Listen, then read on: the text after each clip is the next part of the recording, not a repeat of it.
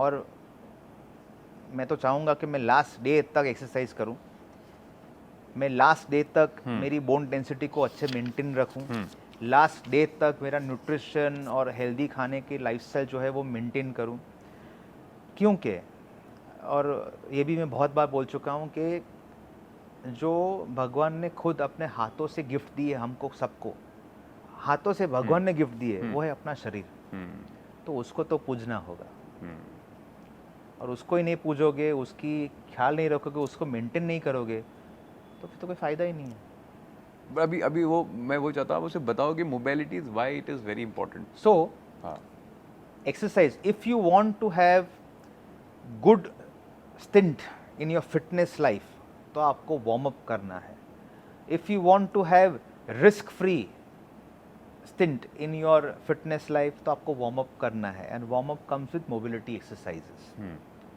But आपको stretching पहले नहीं करना है, आपको पहले वार्म होना है, अच्छे से मोबिलिटी एक्सरसाइजेस करनी है, and you don't need to warm up completely. आप जिस बॉडी पार्ट को ट्रेन कर रहे हो उस बॉडी पार्ट को अच्छे से फोकस करके वार्म अप करो, and then you start your weight training sessions with lighter weights. So हम जनरली वार्म अप एक्सरसाइज, ये लोग क्या बोलते हैं कि पहले 1-2 सेट वार्म अप बोलते हैं, it is they are not warm up sets, they are preparatory sets. आपका मसल माइंड कनेक्शन वही 2 सेट में आएगा, और फिर 2 और 3 सेट्स मैक्सिमम आप करो जो आपके वर्किंग सेट्स। तो पहले के 2 सेट वार्म अप नहीं बोलते उसको प्रिपेरेटरी सेट्स है। And what is after once you complete the exercise? Always stretching. If you want to have आपकी अगर मसल की लाइफ टाइम बढ़ानी है तो then stretching is the thing. और इसीलिए ये बहुत सारे आसन काम में आएंगे।